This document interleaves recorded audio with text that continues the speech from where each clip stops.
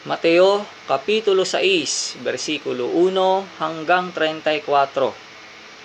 Mangag-ingat kayo na huwag magsigawa ng katwiran sa harap ng mga tao upang kanilang makita. Sa ibang paraan ay wala kayong ganti ng inyong Ama na nasa langit. Kaya nga pagka ikaw ay naglilimos, ay huwag kang tutugtog ng pakakak sa harap mo, na gaya ng ginagawa ng mga mapagpaimbabaw sa mga sinagoga at sa mga daan, upang sila'y mangagkapuri sa mga tao. Katotohanang sinasabi ko sa inyo, tinanggap na nila ang sa kanila'y ganti.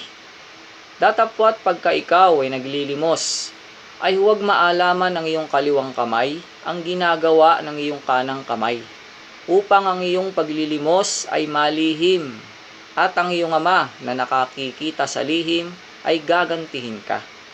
At pagka kayo ay nagsisidalangin, ay huwag kayong gaya ng mga mapagpaimbabaw, sapagkat iniibig nila ang magsidalangin ng patayo sa mga sinagoga at sa mga likuang daan, upang sila'y makita ng mga tao. Katotohanang sinasabi ko sa inyo, tinanggap na nila ang sa kanila'y ganti. Datapwat ikaw, pagka ikaw ay mananalangin, pumasok ka sa iyong silid, at kung mailapat mo na ang iyong pinto, ay manalangin ka sa iyong Ama na nasa lihim, at ang iyong Ama na nakakikita sa lihim ay gagantihin ka. At sa pananalangin ninyo, ay huwag ninyong gamitin ang walang kabuluhang paulit-ulit na gaya ng ginagawa ng mga hentil, sapagkat iniisip nilang dahil sa kanilang maraming kasasalita ay didinggin sila. Huwag nga kayong magsigaya sa kanila, sapagkat talastas ng inyong Ama ang mga bagay na inyong kinakailangan bago ninyo hingin sa Kanya. Magsidalangin nga kayo ng ganito: Ama namin na nasa langit ka, sambahin nawa ang pangalan mo. Dumating nawa ang kaharian mo.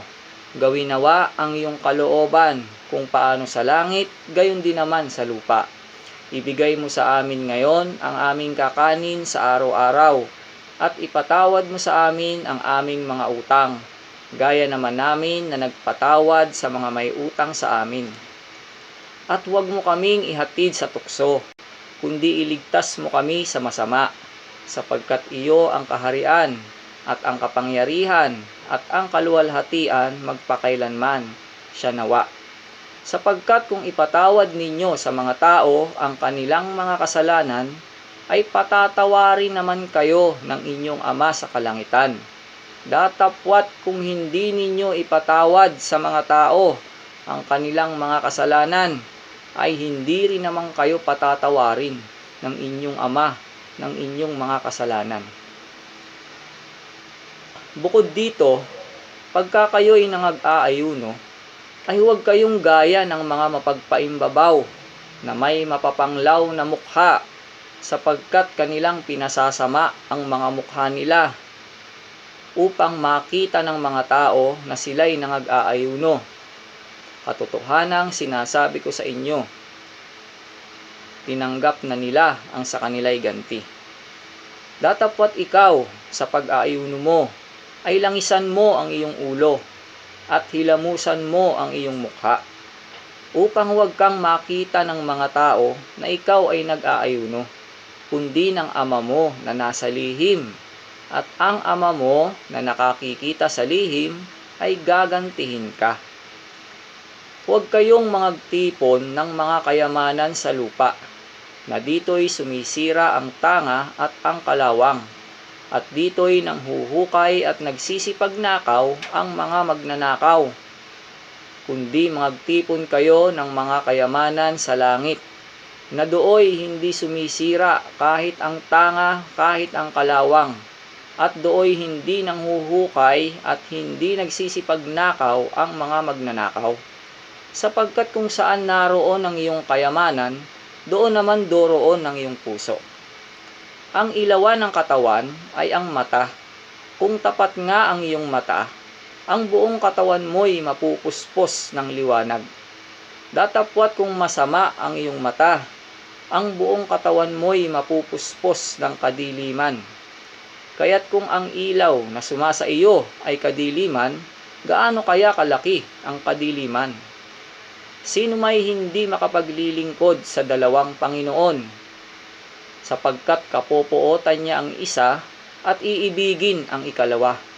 O kaya'y magtatapat siya sa isa at pawawalang halaga ang ikalawa. Hindi kayo makapaglilingkod sa Diyos at sa mga kayamanan. Kaya nga sinasabi ko sa inyo, huwag kayong mga balisa sa inyong pamumuhay, kung ano baga ang inyong kakanin, o kung ano ang inyong iinumin, kahit ang sa inyong katawan, kung ano ang inyong daramtin. Hindi baga mahigit ang buhay kaysa pagkain, at ang katawan kaysa pananamit? Masdan ninyo ang mga ibon sa langit, na hindi sila nangaghahasik, ni nagsisigapas, ni nangagtitipon man sa mga bangan. At sila'y pinakakain ng inyong Ama sa kalangitan. Hindi baga lalong higit ang halaga ninyo kaysa kanila? At alin sa inyo ang sa pagkabalisa ay makapagdaragdag ng isang siko sa sukat ng kanyang buhay? At tungkol sa pananamit, bakit kayo nangababalisa? Wariin ninyo ang mga liryo sa parang, kung paanong nagsisilaki, hindi nangagpapagal ni nangagsusulid man. Gayon may sinasabi ko sa inyo, na kahit si Salomon man, sa buong kaluwalhatian niya, ay hindi nakapaggayak na gaya ng isa sa mga ito. Ngunit kung pinararamtan ng Diyos ng ganito ang damo sa parang na ngayon ay buhay at sa kinabukas ay iginagatong sa kalan, hindi baga lalong-lalo na kayong pararamtan niya o kayong mga kakaunti ang pananampalataya? Kaya huwag kayong mga balisa na mangagsabi, ano ang aming kakanin? O ano ang aming iinumin? O ano ang aming daramtin? Sapagkat ang lahat ng mga bagay na ito ay siyang pinaghahanap ng mga hintil. Yamang talastas ng inyong Ama sa kalangitan na kinakailangan ninyo ang lahat ng mga bagay na ito. Datapwat hanapin muna ninyo ang kanyang kaharian at ang kanyang katwiran, at ang lahat ng mga bagay na ito ay pawang idaragdag sa inyo.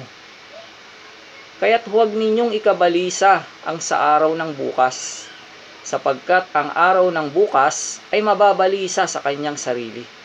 Sukat na sa kaarawan ang kanyang kasamaan.